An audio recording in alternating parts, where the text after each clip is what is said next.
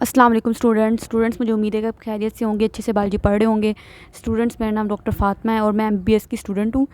Finally MBBS में हूँ। मैं आपको इंशाल्लाह वर्ड टू वर्ड बायोलॉजी की लर्निंग करवाऊंगी। हम एक एक वर्ड बायोलॉजी का, एक एक कॉन्सेप्ट इंशाल्लाह क्रिस्टल क्लियर करेंगे।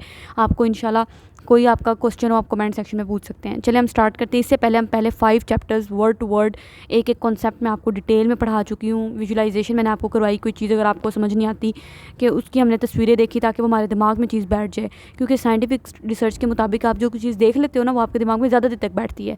ठीक है, चलिए हम बायोमोलिक्यूल स्टार्ट करते हैं। बायोमोलिक्यूल्स क्या हैं? देखिए, बायो का मतलब क्या होता है? हम स्टार्ट से पढ़ते आ रहे हैं, बड़ी हम बायोलॉजी रहे हैं ना, तो बायोमोलिक्यूल्स का क्या मतलब होगा? Bio means life. लाइफ किन की होती है? लिविंग ऑर्गेनिजम्स की होती है ना। तो बायो मीन्स लाइफ या लिविंग ऑर्गेनिजम्स, कुछ भी आप कह सकते हो। ठीक है, एक ही बात है, लिविंग ऑर्गेनिज्म। और मोलिक्यूल्स का मतलब होता है, क्या होते हैं मोलिक्यूल्स? हम अभी पिछले चैप्टर में पढ़ के आए, एटम्स आपस में मिलते हैं, कंबाइन करते हैं और एटम्स कंबाइन करके आपस में क्या बनाते हैं? मोलिक्यूल्स बनाते हैं। ऐसे ही पढ़ा था ना हमने पिछले चैप्टर में। इससे बिल्कुल चैप्टर नंबर 5 में टिश्यू ऑर्गन और ऑर्गन सिस्टम में हमने डिटेल से पढ़ा। एटम्स आपस में मिलते हैं, मिलके मॉलिक्यूल बनाते हैं, मॉलिक्यूल्स आपस में मिलते हैं, ऑर्गेनेलिस बनाते हैं, वो सारा सीन। ठीक है, मॉलिक्यूल्स क्या हैं? बायोमोलिक्यूल्स क्या होते हैं? नाम से पता लग रहा है वो मॉलिक्यूल जो लिविंग ऑर्गेनिज्म के अंदर पाए जाते हैं। लिविंग ऑर्गेनिज्म मतलब ह्यूमन बीइंग के अंदर हम लिविंग ऑर्गेनिज्म है ना। लिविंग ऑर्गेनिज्म क्या होते हैं? जो सांस लेते हैं, जो रिप्रोडक्शन करते हैं, ठीक है, जो ग्रो करते हैं, वो लिविंग ऑर्गेनिज्म होते हैं। तो bio means life, molecules mean molecule, वो मॉलिक्यूल जो लाइफ मतलब लिविंग ऑर्गेनिज्म, जिंदा चीज़ों, जानदार चीज़ों के अंदर पाए जाते हैं, उन मॉलिक्यूल्स को हम कहते हैं बायोमोलिक्यूल्स। ये 4 बायोमोलिक्यूल्स होते हैं। ठीक है, उन्हीं 4 को हमने डिटेल से इस चैप्टर में डिस्कस करना है। कार्बोहाइड्रेट होते हैं, लिपिड होते हैं, प्रोटीन्स होते हैं, न्यूक्लिक एसिड्स होते हैं। 4 बायोमोलिक्यूल्स जो है ना, हम इनको डिटेल से पढ़ेंगे। अब बायोमोलिक्यूल्स को ना जिस ब्रांच में स्टडी करते हैं उसको कहते हैं बायोकेमिस्ट्री। ठीक है, बायोकेमिस्ट्री के बारे में हम चैप्टर नंबर 1 में पढ़ के आए हैं, जिसमें हमने relation of biology with other sciences पढ़े थे ना। तो उसमें हमने बायोफिजिक्स पढ़ा था, बायोकेमिस्ट्री पढ़ा था, बायोइकोनॉमिक्स पढ़ा था, शायद आपको याद हो। चले अगर नहीं याद तो कोई मसला नहीं। ठीक है, अच्छा, बायोकेमिस्ट्री हम पढ़ लेते हैं। बायोकेमिस्ट्री की डेफिनेशन उन्होंने बताई हुई है। बायोकेमिस्ट्री ये वो ब्रांच है बायोलॉजी की जिसमें हम क्या करते हैं? जिसमें हम स्टडी करते हैं कि क्या स्टडी करते हैं इसमें ना, सॉरी, बायोलॉजी की ब्रांच तो नहीं है, लेकिन इसमें हम बायोलॉजी को और केमिस्ट्री दोनों को मिला के इकट्ठे स्टडी करते हैं। इसमें हम स्टडी करते हैं केमिकल प्रोसेसेस दैट अक्कर, वो केमिकल प्रोसेसेस जो कि हो रहे होते हैं किनके अंदर? केमिस्ट्री में केमिकल प्रोसेसेस आते हैं और बायो मतलब लिविंग ऑर्गेनिज्म। तो वो केमिकल प्रोसेसेस जो लिविंग ऑर्गेनिज्म के अंदर हो रहे हैं उनको हम स्टडी करते हैं। ठीक है, तो ये क्या है? इट इज़ अ स्टडी है। किसकी स्टडी है? केमिकल प्रोसेसेस की। वो केमिकल रिएक्शन, वो केमिकल प्रोसेस जो किनके अंदर हो रहे हैं? बायो मीन्स लाइफ होता है ना, लिविंग ऑर्गेनिज्म के अंदर जो हो रहे हैं। हमारा ताल्लुक है ही बायोलॉजी में लिविंग ऑर्गेनिज्म से। ठीक है, वो कौन कौन से केमिकल प्रोसेसेस होते हैं? वो होते हैं फोटोसिंथेसिस, वो होते हैं सेलुलर रेस्पिरेशन का प्रोसेस। फोटोसिंथेसिस का प्रोसेस में आपको पहले हम काफ़ी बार डिस्कस कर चुके हैं। Photo means light, synthesis means to make, light की मौजूदगी में बनाना। क्या बनाना? फूड बनाना लाइट की मौजूदगी में। ठीक है, तो फोटोसिंथेसिस का प्रोसेस अगर मैं आपको दिखाऊँ तो ये ना ऐसा प्रोसेस होता है दिखने में। ये देखें, ये आगे इंशाल्लाह बायोएनर्जेटिक्स वाले चैप्टर में हम डिटेल से पढ़ेंगे। देखिए, उन्होंने फोटोसिंथेसिस का प्रोसेस दिखाया हुआ है, जिसमें कार्बन डाइऑक्साइड, पानी, वाटर और लाइट एनर्जी तीनों आपस में मिलते हैं और मिलके क्या बनाते हैं? मिलके ग्लूकोज बनाते हैं। देखें, और ऑक्सीजन बनाते हैं, पानी बनाते हैं। तो ये पूरा केमिकल रिएक्शन हो रहा है ना। देखिए, केमिकल प्रोसेस हो रहा है पूरा का पूरा, जिसमें केमिकल्स पार्टिसिपेट कर रहे हैं, केमिकल्स हिस्सा ले रहे हैं। Carbon dioxide chemical, water chemical, glucose chemical बन रहा है, ऑक्सीजन केमिकल बन रहा है, वो वाटर केमिकल बन रहा है। तो ये केमिकल प्रोसेस है, इसको केमिकल रिएक्शन कह लें, केमिकल प्रोसेस का कह लें, है ना। तो इनकी जो स्टडी होती है ना, ये जो केमिकल प्रोसेसेस हैं, केमिकल रिएक्शन है जो लिविंग ऑर्गेनिज्म के अंदर हो रहे हैं, ये फोटोसिंथेसिस का प्रोसेस है ना, किनके अंदर हो रहा है? पौधों के अंदर हो रहा है, और पौधे भी लिविंग ऑर्गेनिज्म है। तो इस प्रोसेस की स्टडी को हम कहेंगे बायोकेमिस्ट्री। मैं बायोकेमिस्ट्री पढ़ रही हूँ। ठीक है, ये अगर हम फोटोसिंथेसिस को पढ़ रहे हैं।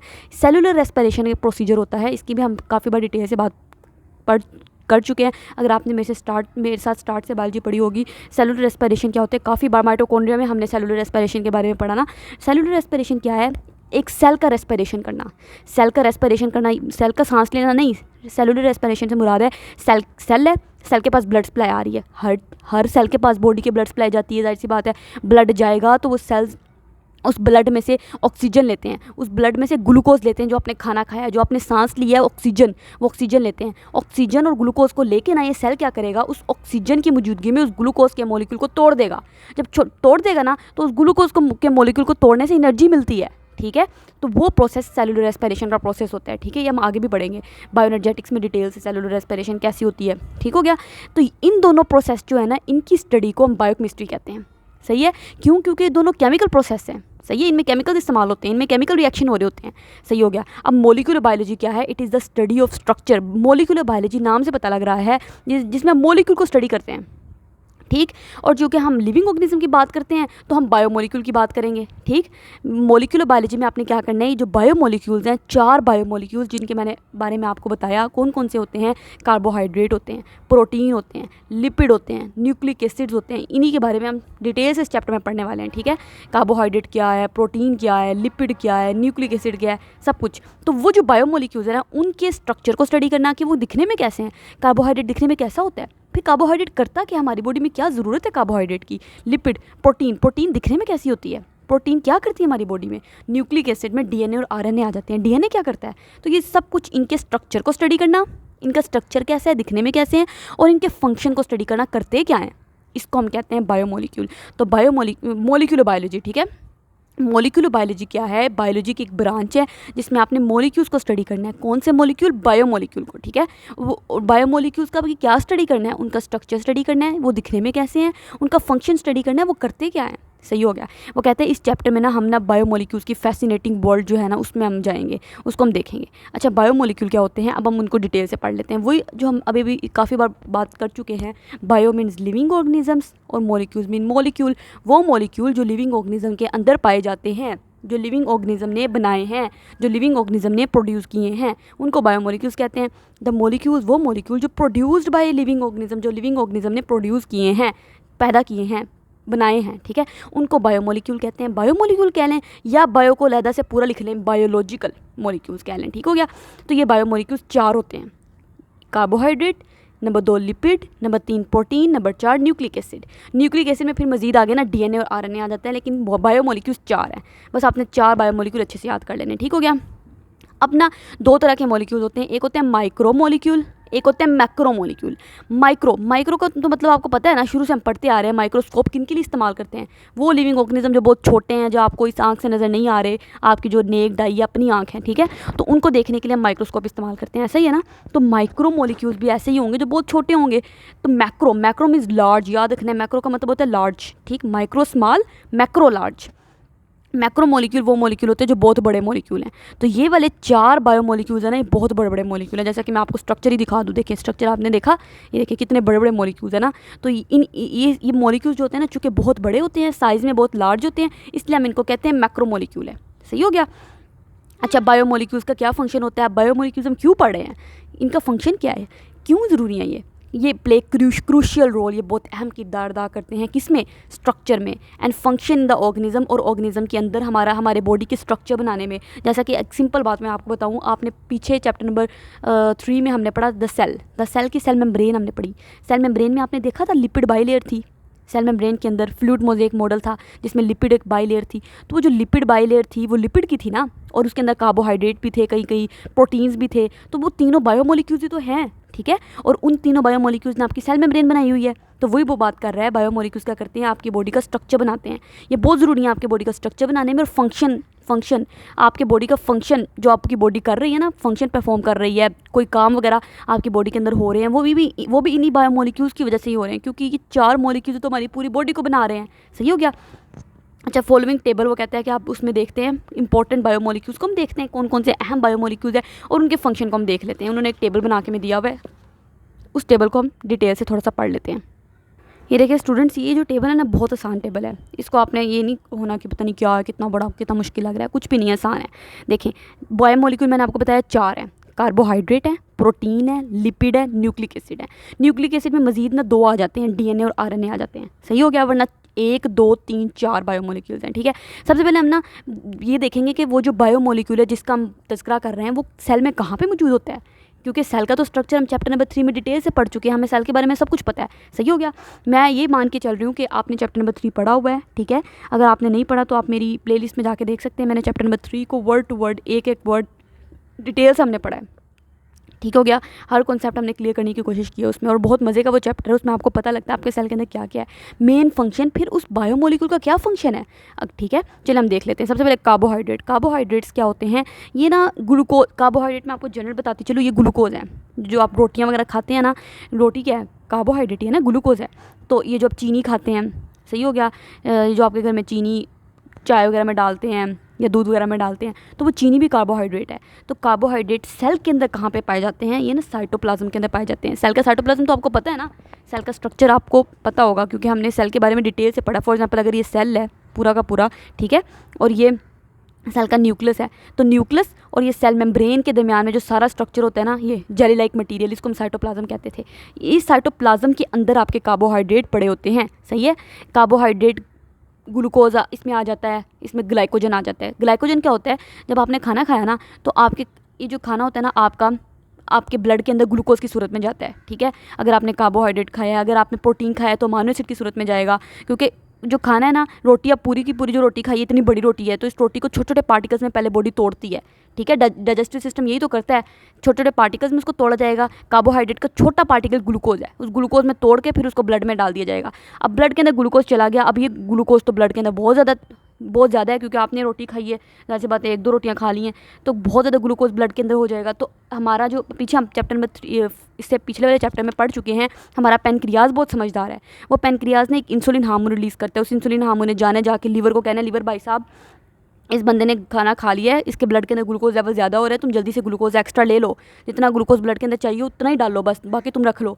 तो लीवर ने बाकी ग्लूकोज अपने पास रख लेना है, और लीवर ने क्या करना है, वो जो ग्लूकोज के छोटे छोटे मॉलिक्यूल है ना, ये जो प्यारे प्यारे छोटे छोटे इस तरह के ग्लूकोज मॉलिक्यूल्स होते हैं, ठीक है, इनको आपस में मिला के इनकी लंबी सी एक चेन बना लेनी है, इस चेन को कहते हैं ग्लाइकोजन, ठीक है। और उस ग्लूकोज को ग्लाइकोजन की सूरत में अपने अंदर स्टोर करना शुरू कर देना है। और लीवर अपने कहाँ पे ग्लाइकोजन को स्टोर किया? अपने साइटोप्लाज्म के अंदर ही तो स्टोर किया उसने ग्लाइकोजन के, क्योंकि लीवर सेल भी तो हम पीछे चैप्टर नंबर 3 में पढ़ चुके हैं ना, लीवर भी सेल से मिलकर बना हुआ है।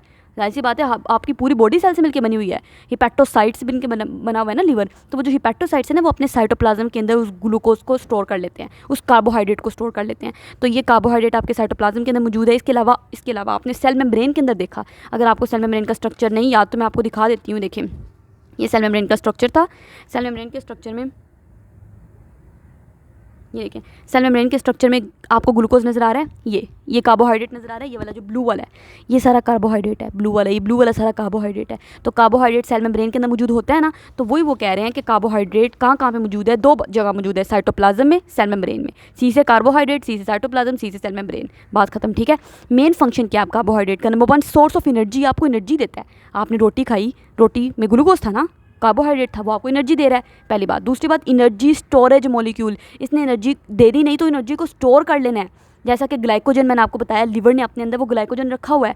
जब आप खाना नहीं खा रहे, जिस तरह मैं खाना नहीं खा रही, मैं बैठी आपको पढ़ा रही हूँ, ठीक है, तो मेरे ब्लड के अंदर ग्लूकोज लेवल हो सकता है कम हो रहा हो, तो क्योंकि मेरे सेल तो मुसलसल ग्लूकोज इस्तेमाल की जा रहे मेरे ब्लड से लेके, तो ब्लड के अंदर ग्लूकोज तो कम हो जा रहा है। तो वो लीवर क्या करता है, वो ग्लूकोज जो उसने स्टोर किया था ग्लाइकोजन की सूरत में, उसको ग्लाइकोजन लफ्ज़ आपने याद रखना है, ग्लाइकोजन आगे जाके हम पढ़ेंगे इसी चैप्टर में, ठीक है। ग्लाइकोजन को स्टोर किया था, लीवर ने स्टोर किया था। और ये जो हमारे मसल्स होते हैं ना, स्केलेटल मसल्स, ये भी ग्लूकोज को ले लेते हैं ब्लड से, ताकि ब्लड के अंदर ग्लूकोज लेवल ज़्यादा ना हो, वरना तो बंदे को शुगर हो जाएगी, ठीक है। तो ये जो लीवर ने और जो आपके मसल्स ने ग्लाइकोजन लिया है, ग्लूकोज लिया है, उस ग्लूकोज को स्टोर किया ग्लाइकोजन की सूरत में, वो भी तो आपका एनर्जी स्टोरेज मॉलिक्यूल है ना। जब आपको एनर्जी की ज़रूरत होगी, जिस तरह आप मुझे ज़रूरत है, मैं आपको पढ़ा रही हूँ, तो वो लीवर क्या कर रहा है, वो जो ग्लाइकोजन है ना, उसको थोड़ा थोड़ा तोड़ के ग्लूकोज बना के मेरे ब्लड में डाली जा रहा है, ताकि मेरे ब्लड के अंदर ग्लूकोज लेवल ज़्यादा कम ना हो जाए, क्योंकि ज़्यादा ब्लड ग्लूकोज लेवल कम हो जाए ना, तो आपको चक्कर आना शुरू हो जाते हैं, आप गिर सकते हो। तो ठीक समझ आ रही है आपको? तो एनर्जी स्टोरेज मॉलिक्यूल है कार्बोहाइड्रेट के 2 काम है। नंबर 1, एनर्जी देना, सोर्स ऑफ एनर्जी, या अगर एनर्जी नहीं दे रहा तो एनर्जी स्टोर करके रखना, ताकि मुस्तकबिल में मुझे एनर्जी की ज़रूरत होगी, जब मैं खाना नहीं खा रही हूँगी तब मुझे दे देना। जिस तरह आगे रोज़े आने वाले हैं, तो रोज़ों में आपको एनर्जी की, आप सारा दिन कुछ नहीं खा रहे, तो तब ये वो जो लीवर होगा ना, वो ग्लाइकोजन निकाल के आपके ग्लूकोज के अंदर डालता रहेगा, ग्लाइकोजन को तोड़ के, ठीक है। प्रोटीन्स क्या हैं? प्रोटीन ना, ये दालों वगैरह के अंदर प्रोटीन्स होती हैं, दाल गोश्त के अंदर प्रोटीन्स होती हैं, ठीक है। प्रोटीन ना छोटे छोटे से, जिस तरह तस्बीह नहीं होती, आप तस्बीह कंसीडर करें, तस्बीह के छोटे छोटे दाने होते हैं, तो वो जो तस्बीह के छोटे छोटे दाने हैं ना, वो अमाइनो एसिड्स हैं। तो प्रोटीन्स होती है ना, अमाइनो एसिड से मिलकर बनी होती है। ये एक अमाइनो एसिड, एक तस्बीह का दाना, दूसरा तस्बीह का दाना, दूसरा अमाइनो एसिड, तीसरा तस्बीह का दाना, तीसरा अमाइनो एसिड, चौथा तस्बीह का दाना, चौथा अमाइनो एसिड। तो इस तरह सारे अमाइनो एसिड छोटे छोटे से मिलकर ना प्रोटीन बनाते हैं। प्रोटीन्स किन से मिलकर बनी होती है? अमाइनो एसिड से मिलकर बनी होती है। आगे हम पढ़ेंगे इंशाल्लाह, बस अभी कुछ देर में, ठीक है। प्रोटीन कहाँ पे मौजूद है? सेल मेम्ब्रेन के अंदर मौजूद है। मैं आपको सेल मेम्ब्रेन में आपको दिखाया, सेल मेम्ब्रेन के अंदर कार्बोहाइड्रेट मौजूद था ना, सेल मेम्ब्रेन के अंदर प्रोटीन भी मौजूद है। दोबारा देख लेते हैं कहाँ पे प्रोटीन थी, अगर हमें याद नहीं आ रहा तो। ये देखें, ये प्रोटीन है, ये नज़र आ रही है आपको, ये वाली सारी की सारी प्रोटीन होती है, ठीक। तो ये देखें, ये प्रोटीन है ब्लू वाली, तो ये प्रोटीन कहाँ पे मौजूद है? ये प्रोटीन सेल मेम्ब्रेन के अंदर मौजूद होती है। जी स्टूडेंट्स, हम पढ़ रहे थे कि प्रोटीन सेल मेम्ब्रेन के अंदर मौजूद होती है, जैसा कि मैंने आपको दिखाया। दूसरा, प्रोटीन भी साइटोप्लाज्म के अंदर मौजूद है। साइटोप्लाज्म के अंदर ना तीनों चीज़ें मौजूद होती हैं, कार्बोहाइड्रेट भी, प्रोटीन भी, लिपिड भी। बात आपने याद रखनी है। और इसी तरीके से सेल मेम्ब्रेन में भी तीनों चीज़ें हैं, कार्बोहाइड्रेट भी है, प्रोटीन भी है, लिपिड भी है। लिपिड भी मैं अभी आपको दिखाती हूँ सेल मेम्ब्रेन में कहाँ पर मौजूद था। पहले हम प्रोटीन को डिस्कस कर लें, ठीक है। इसी तरीके से फिर सेल के अंदर हमने एंडोप्लाज्मिक रेटिकुलम पढ़ा। एंडोप्लाज्मिक रेटिकुलम दो तरह का था, स्मूथ और रफ। जो रफ वाला था ना, उसके ऊपर याद है आपको राइबोसोम थे, तभी तो उसको हमने रफ कहा था। स्मूथ बिल्कुल स्मूथ था, उसके ऊपर कुछ भी नहीं था, कोई राइबोसोम नहीं थे। अब वो जो रफ एंडोप्लाज्मिक रेटिकुलम है, उसके ऊपर जो राइबोसोम्स हैं, राइबोसोम का क्या फंक्शन था याद करें? प्रोटीन बनाना, सिंथेसाइज प्रोटीन। तो इसी तरीके से एंडोप्लाज्मिक रेटिकुलम का भी फंक्शन है प्रोटीन तैयार करना। तो एंडोप्लाज्मिक रेटिकुलम के अंदर भी प्रोटीन मौजूद होगी अगर प्रोटीन तैयार हो रही है। गोल्जी एपरेटस के पास प्रोटीन जाती है पैकिंग के लिए, है ना, तो गोल्जी एपरेटस के अंदर भी प्रोटीन होगी। इसी तरीके से जी लाइसोसोम के अंदर भी प्रोटीन होती है। कैसे? आपने पढ़ा लाइसोसोम क्या होते हैं? गोल गोल स्ट्रक्चर्स हैं, वैक्यूल्स होते हैं छोटे छोटे से, और उनके अंदर डाइजेस्टिव एंजाइम मौजूद होते हैं, याद हो, है ना। तो वो जो डाइजेस्टिव एंजाइम्स है ना, वो भी तो प्रोटीन है। आप अभी आगे पढ़ेंगे एंजाइम्स प्रोटीन होते हैं। अगला पूरा चैप्टर भी हमारा एंजाइम पे हम वो भी पढ़ेंगे इंशाल्लाह। तो एंजाइम्स भी प्रोटीन से ही मिलके बने होते हैं, प्रोटीन ही होते हैं, ठीक हो गया। प्रोटीन ही नेचर होते हैं एंजाइम्स भी। तो लाइसोसोम के अंदर भी इस तरह प्रोटीन हो गई। माइटोकॉन्ड्रिया के अंदर याद है आपको अपना राइबोसोम होता था। राइबोसोम था अपना डीएनए था माइटोकॉन्ड्रिया का। चैप्टर नंबर 3 में द सेल में हमने पढ़ा माइटोकॉन्ड्रिया क्या करते हैं, powerhouse of the cell हैं। तो उनके अंदर राइबोसोम थे ना। तो राइबोसोम जहाँ पे होते हैं, राइबोसोम ने तो प्रोटीन तैयार करनी है, प्रोटीन सिंथेसिस करनी है। तो इसलिए प्रोटीन माइटोकॉन्ड्रिया के अंदर भी प्रोटीन तैयार होती होगी, तो प्रोटीन मौजूद होगी। सही हो गया। फंक्शन क्या है प्रोटीन के? प्रोटीन के बहुत इंपॉर्टेंट फंक्शन है। वो कहता है कि many protein act as enzymes. Enzymes जो होते हैं ना, वो सारे प्रोटीन ही होते हैं। प्रोटीन्स जो होती हैं वो इंजाइम्स के तौर पर काम कर रही होती हैं। फिर हार्मोन्स भी प्रोटीन्स हैं, ठीक है। हार्मोन्स, इंजाइम्स हम आगे जाके पढ़ेंगे। इंजाइम्स क्या करते हैं, आपको इंजाइम को बता रही थी। इंजाइम ना बहुत कमाल की चीज़ है, ये प्रोटीन ही होते हैं। इंजाइम्स होते क्या हैं? देखें, आपका ना बॉडी के सारे रिएक्शन आपकी बॉडी के अंदर हो ही रहे हैं, रिएक्शन ही तो हो रहे हैं, ठीक है। इसके अलावा कौन से रिएक्शन? दो तरह के होते हैं, कैटाबॉलिज्म, एनाबॉलिज्म। कैटाबॉलिज्म वो रिएक्शन होते हैं जिनमें बड़े मॉलिक्यूल छोटे मॉलिक्यूल में टूटते हैं। एनाबॉलिज्म वो होते हैं जिनमें छोटे मॉलिक्यूल मिलकर बड़े मॉलिक्यूल बनाते हैं। अभी हम आगे जाके पढ़ते हैं। अब ये जो सारे रिएक्शन होते हैं ना, इन सारे रिएक्शन में बॉडी में इंजाइम चाहिए होते हैं हर रिएक्शन में। जैसा कि आपने खाना खाया, आपने मान लो घी खाया, लिपिड खाया, उस लिपिड को भी तोड़ना है ना, तो उसके लिए भी इंजाइम चाहिए होगा। उस इंजाइम का नाम है लाइपेज। आपने कार्बोहाइड्रेट रोटी खाई, उस रोटी को तोड़ने के लिए भी अमाइलेज इंजाइम चाहिए। प्रोटीन खाया, उस प्रोटीन को तोड़ने के लिए पेप्सिनोजन इंजाइम चाहिए। तो हर काम तो इंजाइम की मौजूदगी में होता है। तो वो जो इंजाइम्स हैं, इंजाइम का मकसद होता है उस रिएक्शन को तेज़ करना। अगर इंजाइम ना होते ना, तब भी वो काम हो जाता, लेकिन बहुत साल लग जाते। इतने साल हमारी ज़िंदगी नहीं होनी थी जितने साल उस एक रिएक्शन को मुकम्मल होने में लग जाते। इसलिए अल्लाह ताला ने हमारी बॉडी के अंदर इंजाइम रख दिए ताकि वो रिएक्शन को तेज़ करें। सही है। Hormones number 1। नंबर 2 पे प्रोटीन्स, इंजाइम भी प्रोटीन है। दूसरा, हार्मोन्स भी प्रोटीन है। हार्मोन्स क्या है, मैंने आपको बताया, बहुत कमाल के स्ट्रक्चर होते हैं, केमिकल्स होते हैं। ये केमिकल जिस तरह के पेनक्रियाज, याद है पेनक्रियाज के पास ब्लड आया, पेनक्रियाज को पता लगा कि जो बंदा इसने भी खाना खाया है, इसके खाने की वजह से ना इसके खाने के अंदर ब्लड ग्लूकोज लेवल बहुत हाई हो गया है। अब इस ग्लूकोज लेवल को कम करना है, तो पेनक्रियाज ने ना क्या किया, फ़ौरन एक हार्मोन बनाना शुरू कर दिया। उसका नाम है इंसुलिन हार्मोन। इंसुलिन हार्मोन ने क्या करना है, आपके ब्लड में जाना है और ब्लड के अंदर दाखिल होकर इसने लीवर के पास पहुंच जाना है। और लीवर को कहना है, लीवर भाई साहब, इस बंदे ने खाना खा लिया, जल्दी जल्दी से इसके ब्लड का ग्लूकोज लेवल ज़्यादा हो रहा है, अगर इस तरह ही ज़्यादा रहा तो इसको तो शुगर हो जाएगी। तो तुम्हें पता नहीं है तुमने क्या काम करना है, जल्दी से ब्लड के अंदर जो एक्स्ट्रा ग्लूकोज है वो ले लो और अपने अंदर स्टोर कर लो, अपने अंदर उसको ग्लाइकोजन की सूरत में स्टोर कर लो। लीवर कहते हैं ठीक है भाई, जिस तरह आपने कह दिया। तो वो हार्मोन है इंसुलिन। इंसुलिन हार्मोन जो है ना, वो भी प्रोटीन है, ठीक है। और भी बॉडी के अंदर कई हार्मोन होते हैं। इसके अलावा जिस तरह के आपके अंदर और भी हार्मोन है, एस्ट्रोजन हार्मोन है, प्रोजेस्टेरोन हार्मोन है, टेस्टोस्टेरोन हार्मोन ना मेल का हार्मोन होता है, मेल को मेल वाली करैक्टरिस्टिक देता है। जिस तरह मर्दों के अंदर उनकी आवाज़ का भारीपन होना, उनकी दाढ़ी आ जाना, ठीक है। तो ये सारी, और औरतों के अंदर एस्ट्रोजन हार्मोन होता है जो औरतों को उन्हें औरतों वाली करैक्टरिस्टिक देता है। लाइक हमारे अंदर क्या है, हमारे अंदर आवाज़ भारी नहीं होती है ना, हमारे बाल नहीं आते दाढ़ी वाले। तो इस तरीके से ये जो सारे हार्मोन का ये सारा खेल है, ठीक हो गया। इसी तरीके से प्रोटीन्स ने मेम्ब्रेन बनानी है and many other structure in the cell. Membrane में हमने देखा, मेम्ब्रेन के अंदर प्रोटीन थी ना, और many other structure in the cell. Cell के अंदर, इवन सेल के अंदर साइटोस्केलेटन आपने पढ़ा। साइटोस्केलेटन के अंदर 3 चीज़ें थी, माइक्रोट्यूब्यूल, माइक्रोफिलामेंट और इंटरमीडिएट फिलामेंट, है ना। तो ये वो भी प्रोटीन से मिलकर बने हुए थे। याद है आपको, माइक्रोट्यूब्यूल ट्यूबुलेंट प्रोटीन से मिलकर बना हुआ था, माइक्रोफिलामेंट एक्टिन प्रोटीन से मिलकर बने हुए थे। तो वो प्रोटीन ही तो है सारी की सारी, ठीक हो गया। अब तो वो उनकी बात कर रहा है, वो structure in the cell. Cell के अंदर जो स्ट्रक्चर है वो भी तो प्रोटीन बना रही है। कंट्रोल सेलुलर ट्रैफिक, इसने सेल की ट्रैफिक को कंट्रोल करना है। क्या मतलब, आपको याद है ये अगर मैं सेल मेम्ब्रेन का आपको दोबारा स्ट्रक्चर दिखाऊं, क्योंकि स्ट्रक्चर दिखाने से ना बात ज़्यादा क्लियर हो जाती है, ठीक है।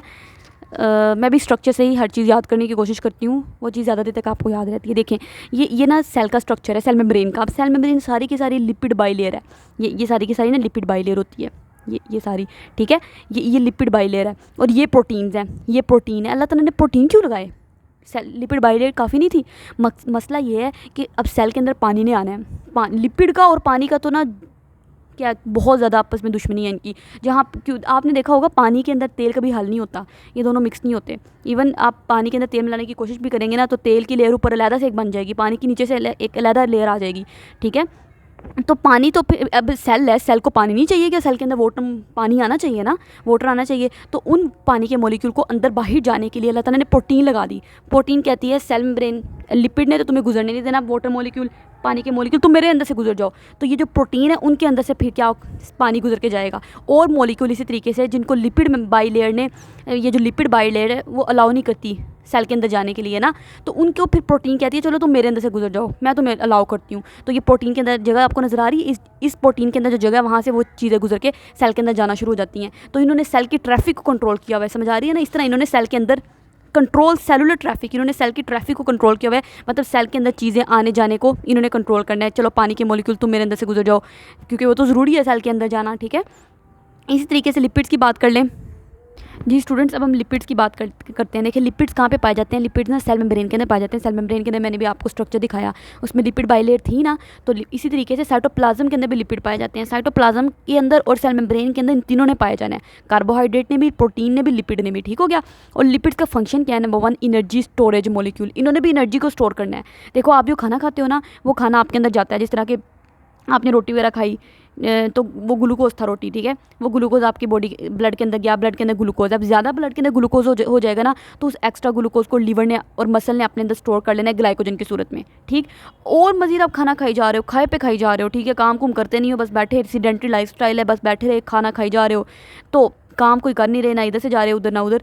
तो फिर क्या है कि वो जो मज़ीद आप खाना खा रहे हो, वो मज़ीद खाना फ़ैट की सूरत में स्टोर किया जाएगा, लिपिड की सूरत में स्टोर किया जाएगा, ठीक है। जिसकी वजह से इंसान मोटा होना शुरू हो जाता है। वो जो मज़ीद खाना है ना, वो पेट के अंदर और आपकी अराउंड द हिप्स फैट की सूरत में वहाँ पे स्टोर कर दिया जाता है, जिसकी वजह से इंसान मोटा होना शुरू हो जाता है। तो ये भी एनर्जी स्टोरेज मॉलिक्यूल हैं, ठीक है। एक्ट एज हीट इंसुलेटर, इन्होंने हीट इंसुलेटर वो होते हैं, वो चीज़ें होती हैं जो अपने अंदर से ना बिजली को गुजरने नहीं देती। इसी तरीके से हीट इंसुलेटर, जिन्होंने हीट को नहीं बाहर जाने देना। तो ये लिपिड्स जो होते हैं ना, हीट इंसुलेटर्स हैं, मतलब इन्होंने हीट को ट्रैप करके रखना है, हीट को अपने पास रखना है, हीट को बाहर नहीं जाने देना। यही वजह है कि जो मोटे लोग होते हैं उनके अंदर लिपिड बहुत ज़्यादा होता है, फ़ैट बहुत ज़्यादा होता है ना। और और वो जो फ़ैट है उसका क्या काम होता है? लिपिड का क्या काम है? हीट को ट्रैप करके रखना, हीट को अपने पास काबू करके रखना, उसको बाहर ना जाने देना बॉडी से, जिसकी वजह से ऐसे लोगों को ज़्यादा सर्दी भी नहीं लगती, मोटे लोगों को ना। क्यों? क्योंकि उनके अंदर फैट जमा हुई है, लिपिड जमा हुआ है, और लिपिड हीट इंसुलेटर होता है। लिपिड ने तो हीट को बाहर जाने नहीं देना बॉडी से, सही हो गया। नंबर 3 लिपिड्स क्या करती हैं? आपको पता है सेल मेम्ब्रेन का स्ट्रक्चर बनाती हैं, हम पीछे पढ़ के आए हैं, देख के आए हैं। लिपिड बाइलेयर, पूरी जो सेल मेम्ब्रेन है वो बनी ही लिपिड से हुई है। अंदर कहीं कहीं प्रोटीन मौजूद थी, कहीं कहीं कार्बोहाइड्रेट थोड़ा सा मौजूद था, थोड़ा सा कोलेस्ट्रॉल भी मौजूद था, ठीक है। इसके अलावा आप न्यूक्लिक एसिड को पढ़ लेते हैं। न्यूक्लिक एसिड में आपका डीएनए आ जाता है, आरएनए आ जाता है। अब डीएनए कहाँ पे मौजूद होता है? सेल के अंदर, न्यूक्लियस के अंदर। आप देख के आए हो ना, ये सेल होता है पूरा का पूरा सेल के अंदर न्यूक्लियस है ना। और ये जो न्यूक्लियस होता है ना, न्यूक्लियस के अंदर डीएनए मौजूद होते हैं। हम चैप्टर नंबर 3 में डिटेल से पढ़ के आए हैं। ये यूकैरियोट्स में होता है, क्योंकि यूकैरियोट्स में ही तो न्यूक्लियस होता है, प्रोकैरियोट्स में तो न्यूक्लियस होता ही नहीं। प्रोकैरियोट्स तो बेचारा, प्रोकैरियोट्स जो बैक्टीरिया है, प्रोकैरियोट्स की जब मैं बात करूँ ना, पिछले हम क्लियर करके आए हमेशा कि प्रोकैरियोट्स होते हैं बैक्टीरिया, ठीक है। जब बैक्टीरिया की बात करो तो जो प्रोकैरियोट्स है ना, उन बेचारों का अगर मैं उसका प्रोकैरियोट का सेल बनाने की कोशिश करूँ तो उसका तो बेचारा डीएनए ऐसे ऐसे केला साइटोप्लाज्म के अंदर बस तैर रहा होता है, कोई न्यूक्लियस नहीं है, कोई कवरिंग नहीं है, ठीक। लेकिन ये जिस रीजन में, जिस जगह पे उसका डीएनए मौजूद होता है ना, उस जगह को हम कहते हैं न्यूक्लियोइड। न्यूक्लियस तो नहीं है लेकिन न्यूक्लियस की तरह है, ठीक है। तो इसको न्यूक्लियोइड कहते हैं, न्यूक्लियोइड, ठीक है। तो डीएनए प्रोकैरियोट्स के अंदर कहाँ पे पाया जाता है? न्यूक्लियोइड के अंदर पाया जाता है, प्रोकैरियोट्स के अंदर।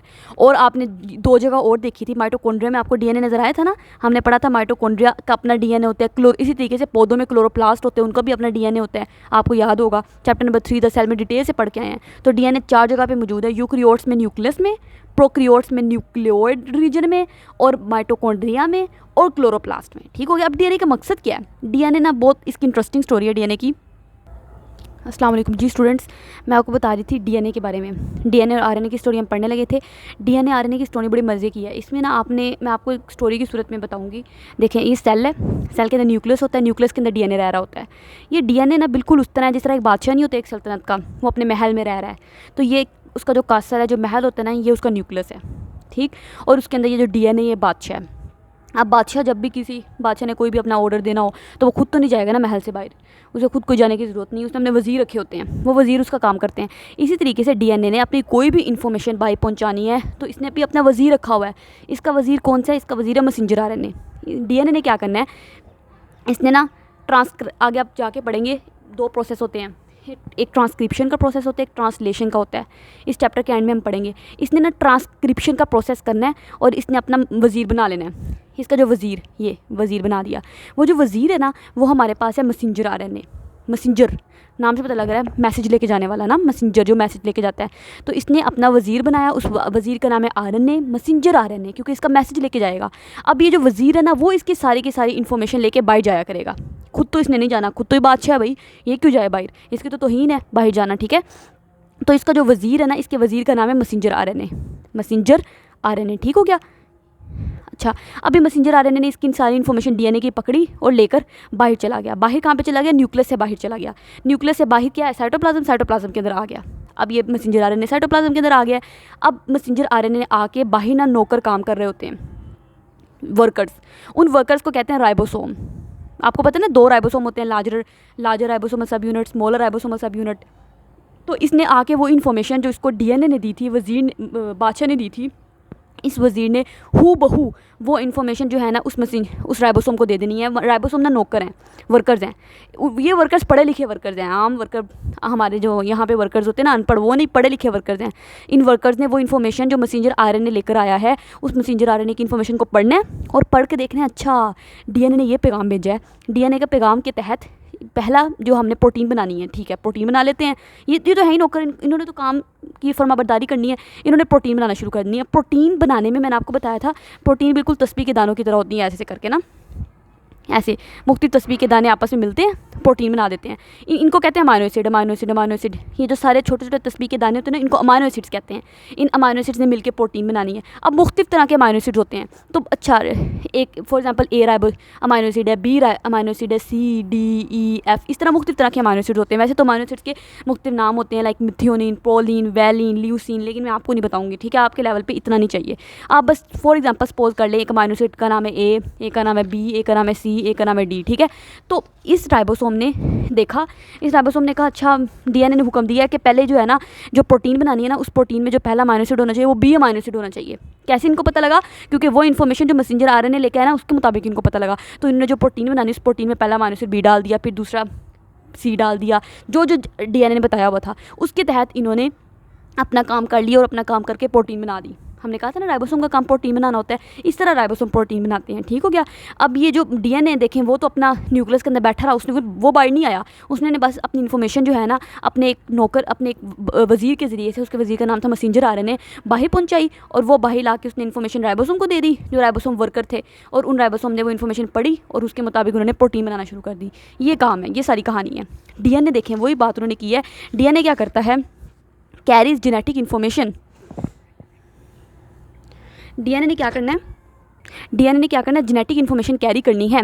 वो जेनेटिक इन्फॉर्मेशन वो इन्फॉर्मेशन जो सारी की सारी जीन्स की सूरत में मौजूद है। मैं अभी आपको बताऊंगी आगे जाके जीन्स क्या होता है, ठीक है। तो सारी की सारी जो इन्फॉर्मेशन थी वो डीएनए के पास थी। किस चीज़ की इन्फॉर्मेशन? डेवलपमेंट की इन्फॉर्मेशन। आपकी डेवलपमेंट कैसे होनी है, आपने क्या काम करना है, करैक्टरिस्टिक ऑफ द ऑर्गेनिज्म, एक ऑर्गेनिज्म की क्या क्या करैक्टरिस्टिक होंगी, क्या खसूसियात होंगी, उस ऑर्गेनिज्म की आंखों का कलर कैसा होगा, उस ऑर्गेनिज्म के बाल कैसे होंगे, उस ऑर्गेनिज्म की हाइट कितनी होगी, उसका इंटेलिजेंस लेवल क्या होगा, सब कुछ डीएनए के पास इन्फॉर्मेशन है। डीएनए ने अपनी इन्फॉर्मेशन देनी है मैसेंजर आरएनए को, मैसेंजर आरएनए ला के राइबोसोम को दे देनी है, राइबोसोम ने उसके तहत प्रोटीन बना देनी है।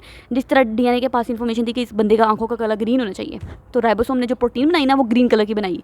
समझ रहे हैं ना? इस तरीके से जो सारी इन्फॉर्मेशन देनी डीएनए ने है। इसी तरीके से आरएनए की कहानी भी मैंने आपको सुना दी।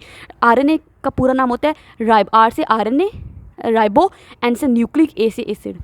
ये दोनों न्यूक्लिक एसिड है ना, तो न्यूक्लिक एसिड तो दोनों है, लेकिन जो डीएनए है वो डीऑक्सीराइबो न्यूक्लिक एसिड है।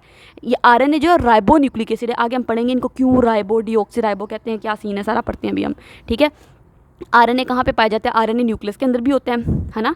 आपने देखा आरएनए जो होता है ना न्यूक्लियस के अंदर भी हमने देखा, जैसा कि मैंने आपको भी दिखाया है, देखिए न्यूक्लियस के अंदर आरएनए मौजूद है, सही। आरएनए राइबोसोम के अंदर भी मौजूद होते हैं। हमने राइबोसोम की कॉम्पोजिशन पढ़ी। राइबोसोम किस चीज़ पे मुश्तमिल होते हैं? राइबोसोमल आरएनए और प्रोटीन पे, दो ही चीज़ों से राइबोसोम बने होते हैं ना, राइबोसोमल आरएनए और प्रोटीन। तो वही उन्होंने बात की हुई है।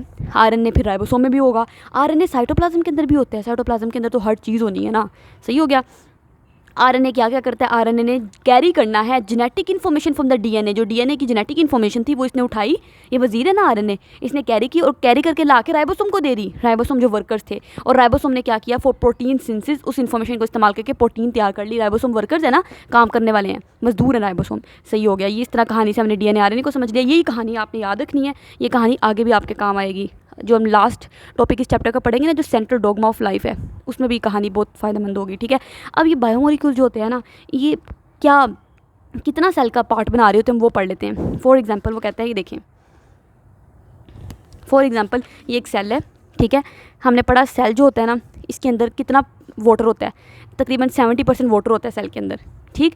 ये जो सेल के अंदर 70% तो वाटर हो गया, जो बाकी 20% बचा ना, उसको कहते हैं वो ड्राई मैस है सेल का। वो ड्राई चीज़ होगी, जाहिर सी बात है, पानी लिक्विड है तो वो ड्राई होगी। तो वो जो बाकी जो 20% बचता है ना, जो ड्राई मैस, वो जो 20% ड्राई मैस है ना, हम उसकी बात कर रहे हैं। सिर्फ मैं उस ड्राई मैस की बात कर रही हूँ, पानी को छोड़ के। सेल के अंदर जितना भी पानी हो हमने निकाल दिया, जो बाकी चीज़ें बची थी जो जिसमें पानी नहीं है, उसको कहते हैं ड्राई मैस। और वो जो ड्राई मैस है ना, वो जो 20% ड्राई मैस था, उसको मैंने मान लिया, बस अब हम ड्राई मैस की बात करेंगे। उस ड्राई मैस को आप कंसीडर कर लो वो 100% है, ठीक। पानी को निकाल के वो जो ड्राई मैस है ना, वो 100% है, सही। उस ड्राई मैस में कितनी प्रोटीन है? उस ड्राई मैस में सब कुछ होना है, protein, carbohydrate, lipid, nucleic acid, ये सारे बायोमोलिक्यूल, जाहिर सी बात है उस ड्राई मैस के अंदर ही मौजूद होने हैं। कितने कितने, अब हम वो पढ़ लेते हैं। वो कहते हैं बायोमोलिक्यूल जो होते हैं ना, वो जो ड्राई मैस था ना, साइटोप्लाज्म, प्रोटोप्लाज्म, मैंने आपको पीछे बताया था प्रोटोप्लाज्म क्या होता है। सेल का साइटोप्लाज्म और जो सेल का न्यूक्लियस होता है ना, इन दोनों को मिला के प्रोटोप्लाज्म कहते हैं। चैप्टर नंबर 3 में हम पढ़ चुके हैं, सही है। वो जो सेल का प्रोटोप्लाज्म है ना, उसका जो ड्राई मैस है, उस ड्राई मैस में अगर 100% मैं ड्राई मैस को तस्लीम कर लूँ, तो उस 100% में से जो 93% है ना ड्राई मैस, वो बायोमोलिक्यूल बना रहे हैं, ठीक। 93 के बाद 100% में से 7% बचता है ना, 93% तो बायोमोलिक्यूल ने बना दिया। बाकी जो 7% है ना ड्राई मैस, वो उसमें वाइटामिन आ जाते हैं, उसमें आपकी दूसरी सब्सटेंसेस, इनऑर्गेनिक सब्सटेंसेस आ जाती हैं, जिसमें कार्बन डाइऑक्साइड आ जाती है, आपकी CO2, जिसमें आपके एसिड आ जाते हैं, जिसमें आपके बेसिस आ जाती हैं, साल्ट्स आ जाती हैं। समझ आ रही है? कुछ भी नहीं, उन्होंने मुश्किल नहीं है। क्या बात उन्होंने की है कि वो जो ड्राई मैस है ना सेल का, उस ड्राई मैस को आप 100% कंसीडर कर लो। कर लिया आपने 100% कंसीडर। उस 100% में से 93% जो ड्राई मैस का है ना, वो बायोमोलिक्यूल बना रहे हैं। और जो बाकी 7% बचा, वो 7% जो है वो वाइटामिन बना रहे हैं, इनऑर्गेनिक साल्ट बना रहे हैं, इनऑर्गेनिक सब्सटेंसेस बना रही हैं। इनऑर्गेनिक सब्सटेंसेस में क्या क्या चीज़ें आ जाती हैं? CO2 आ जाता है, ठीक है, एसिड आ जाता है, बेस आ जाती है, सही है, और साल्ट आ जाता है। देखें, carbon dioxide, acid, base, salt आ जाता है वो 7% में, और वाइटामिन आ जाते हैं। और वो जो 93% है वो बायोमोलिक्यूल्स है, सही हो गया। देखें, उन्होंने वही कहा है, जो बायोमोलिक्यूल्स है वो 93% बना रहे होते हैं ड्राई मैस का। जो बाकी 7% बचा, वो मुश्तमिल होता है वाइटामिन पे, वो मुश्तमिल होता है इनऑर्गेनिक सब्सटेंसेस में, जिसमें कार्बन डाइऑक्साइड है, जिसमें एसिड है, जिसमें बेसिस है, जिसमें साल्ट्स हैं, सही हो गया। अच्छा, अब वो जो हमने 93% बात की ना, बायोमोलिक्यूल्स 93% बना रहे हैं। बायोमोलिक्यूल्स भी 4 तरह के बायोमोलिक्यूल्स हैं, लिपिड हैं, प्रोटीन है, कार्बोहाइड्रेट है, न्यूक्लिक एसिड है। तो हर एक बायोमोलिक्यूल कितना कितना बना रहा है? वो जो 93% है उसका, देखिए 50% प्रोटीन बना रहे होते हैं, 18% न्यूक्लिक एसिड बना रहे होते हैं, 15% कार्बोहाइड्रेट बना रहे होते हैं, और 10% लिपिड बना रहे होते हैं। तो इस सबको टोटल को आप ऐड करोगे ना, ये 93% बन जाएगा, सही। तो हमने पढ़ा था 93% बायोमोलिक्यूल्स बना रहे हैं, सही है। तो 93% में से भी कौन सा बायोमोलिक्यूल कितना परसेंटेज बना रहे हैं, हमने उसकी भी अलग-अलग बात कर ली, बात ख़त्म हो गई। ये देखें वही बात, 100% अगर ड्राई मैस था तो उसमें 100% में से जो 93% पार्ट है ना, वो बायोमोलिक्यूल बना रहे हैं, और जो 7% पार्ट है ना, वो इनऑर्गेनिक सब्सटेंसेस बना रही हैं और वाइटामिन बना रहे हैं। ये बात खत्म कर दो। अब बायोमोलिक्यूल में बात कर लें। बायोमोलिक्यूल्स में भी 4 तरह के बायोमोलिक्यूल अभी हम पढ़ते आ रहे हैं, carbohydrate, protein, lipid, nucleic acid. तो वो जो कार्बोहाइड्रेट है वो 15% बना रहे हैं, प्रोटीन 50% बना रही हैं, लिपिड 10% बना रहे हैं, और DNA 18% बना रहे हैं, DNA RNA जो न्यूक्लिक एसिड है। इस तरीके से पूरा 100% पूरा हो जाता है, सही हो गया। अच्छा, अभी ना एक साइड बॉक्स है, बहुत इंपॉर्टेंट साइड बॉक्स इन्होंने दिया हुआ है, मेटाबॉलिज्म क्या होता है। मेटाबॉलिज्म में आप जैसा कि क्या होता है, अच्छा, all chemical reaction that occur in living organisms are called metabolism. जो भी केमिकल रिएक्शन लिविंग ऑर्गेनिज्म के अंदर हो रहे हैं ना, उनको मेटाबॉलिज्म कहते हैं। अब केमिकल रिएक्शन दो ही तरह के हो सकते हैं, या तो उस केमिकल रिएक्शन में ये हो सकता है कि एक बड़ा मॉलिक्यूल टूट के छोटा मॉलिक्यूल बना दे, ठीक है, या उस केमिकल रिएक्शन में बड़ा मॉलिक्यूल टूट के छोटा मॉलिक्यूल बना रहा है। मिसाल के तौर पर कहाँ पे ऐसे हो सकता है, मिसाल के तौर पर जैसा कि मैंने आपको सेलुलर रेस्पिरेशन की कहानी सुनाई थी। सेलुलर रेस्पिरेशन में क्या होता है कि सेल के पास ग्लूकोज आता है ना, ये सेल है, मिसाल के तौर पर सेल के पास क्या होता है, ब्लड सप्लाई आती है, ब्लड के ज़रिए से सेल के पास ग्लूकोज आया, ठीक है, और सेल के पास ब्लड के ज़रिए से ऑक्सीजन आई। तो सेल ने क्या किया, इस ऑक्सीजन को इस्तेमाल करके इस ग्लूकोज को छोटे छोटे हिस्सों में तोड़ दिया, ठीक। तो एक बड़ा मॉलिक्यूल छोटे मॉलिक्यूल में टूट रहा है ना, किस में तोड़ना है, इसको एटीपी में तोड़ना है, फिर एटीपी मिलती है हमें, जो सेल की एनर्जी करेंसी होती है, ठीक हो गया। तो ये जो बड़ा मॉलिक्यूल छोटे छोटे मॉलिक्यूल में टूट रहा है, इस प्रोसेस को कहते हैं कैटाबॉलिज्म। कैटा मीन कट करना, करना मतलब तोड़ना, सही हो गया। और एनाबॉलिज्म क्या होता है, जिसमें और कैटाबॉलिज्म के प्रोसेस में एनर्जी रिलीज होती है। जाहिर सी बात है, एक बड़ा मॉलिक्यूल छोटे मॉलिक्यूल में तोड़ोगे तो एनर्जी तो निकलेगी, एनर्जी रिलीज होगी, तभी तो मॉलिक्यूल को, बड़े मॉलिक्यूल को छोटे मॉलिक्यूल में तोड़े, वरना हमें क्या ज़रूरत है तोड़ने की। एनाबॉलिज्म में क्या होता है, छोटे छोटे मॉलिक्यूल आपस में मिलते हैं और मिल के बड़ा मॉलिक्यूल बनाते हैं, उसको एनाबॉलिज्म कहते हैं। जैसे फोटोसिंथेसिस का प्रोसेस होता है, फोटोसिंथेसिस के प्रोसेस में आपने देखा ना क्या होता है, कार्बन डाइऑक्साइड मिलती है, पानी का मॉलिक्यूल मिलता है, छोटे छोटे मॉलिक्यूल हैं, ये आपस में मिलकर एक बड़ा मॉलिक्यूल बना रहे हैं जो कि ग्लूकोज का मॉलिक्यूल है। ये बायोएनर्जेटिक्स में आप मजीद डिटेल में पढ़ेंगे, ठीक है, प्लस ऑक्सीजन का मॉलिक्यूल है। तो छोटे छोटे मॉलिक्यूल मिलकर बड़ा मॉलिक्यूल बना रहे हैं, तो ये बड़ा मॉलिक्यूल बन रहा है, इस प्रोसेस को कहते हैं एनाबॉलिज्म। और इस प्रोसेस में एनर्जी इस्तेमाल होती है, जैसा कि इस प्रोसेस में कौन सी एनर्जी इस्तेमाल हो रही थी, सन एनर्जी, सनलाइट एनर्जी, है ना। तो एनाबॉलिज्म प्रोसेस में एनर्जी इस्तेमाल होती है, वही बात उन्होंने लिखी हुई है। अब हम वर्ड टू वर्ड बुक की पढ़ लेते हैं lining. All the chemical reaction, सारे के सारे जो केमिकल रिएक्शन लिविंग ऑर्गेनिज्म के अंदर हो रहे होते हैं हमारी बॉडी के अंदर, उनको कहते हैं मेटाबॉलिज्म। मेटाबॉलिज्म, हमारी बॉडी के अंदर हर वक्त केमिकल रिएक्शन हो रहे हैं, सही हो गया, ठीक है। अच्छा, मेटाबॉलिज्म दो तरह का होता है, कैटाबॉलिज्म, एनाबॉलिज्म। एनाबॉलिज्म क्या है, मैंने आपको बताया, ये मेटाबॉलिज्म की वो टाइप होती है जिसमें क्या होता है, सिंपलर सब्सटेंसेस, छोटी छोटी सब्सटेंसेस आपस में मिलती हैं और मिलके कम्प्लेक्स, पेचीदा, मुश्किल सब्सटेंसेस बना देती हैं, सही हो गया। और इस प्रोसेस में, जैसा कि मैंने आपको फोटोसिंथेसिस की मिसाल दी है, छोटी छोटी सब्सटेंसेस मिल रही हैं और मिलकर एक बड़ी सब्सटेंस बना रही हैं, ठीक। और इस प्रोसेस में एनर्जी इस्तेमाल होती है, बड़ी इंपॉर्टेंट बात है, energy is used in these reaction, इस प्रोसेस में एनर्जी इस्तेमाल की जाती है, ठीक है। कैटाबॉलिज्म, वो कैटा मीन कट करना, तोड़ना, ये वो टाइप है मेटाबॉलिज्म की जिसमें कम्प्लेक्स मॉलिक्यूल जो होंगे वो टूटेंगे किस में टूटेंगे, सिंपल मॉलिक्यूल में टूटेंगे। जैसा कि मैंने आपको बताया, ग्लूकोज का मॉलिक्यूल टूट रहा है ना छोटे छोटे अमीनो एसिड के मॉलिक्यूल में, तो इस प्रोसेस में एनर्जी रिलीज होती है, बस कोई बात नहीं थी। मेटाबॉलिज्म क्या है, मेटाबॉलिज्म की दो टाइप्स हैं, कैटाबॉलिज्म, एनाबॉलिज्म। किस में एनर्जी निकलती है, किस में एनर्जी इस्तेमाल होती है, ये बात आपने, इंपॉर्टेंट बात है, इंपॉर्टेंट क्वेश्चन है, मेटाबॉलिज्म आ सकता है, ठीक हो गया। अब इंशाल्लाह अगले लेक्चर्स में हम कार्बोहाइड्रेट को डिटेल से पढ़ेंगे, प्रोटीन, न्यूक्लिक एसिड, हर एक को हम डिटेल से पढ़ेंगे बहुत अच्छे से। मैं आपको इंशाल्लाह सारे स्ट्रक्चर्स, वो जो ये इंपॉर्टेंट, ये देखें, ये डिफरेंट स्ट्रक्चर्स बने हुए। ये चैप्टर जो था ना पिछली 9th क्लास में नहीं था, ये फर्स्ट ईयर में हम पढ़ते हैं, फर्स्ट ईयर FSC में पढ़ते हैं, वो उन्होंने अब 9th में डाल दिया।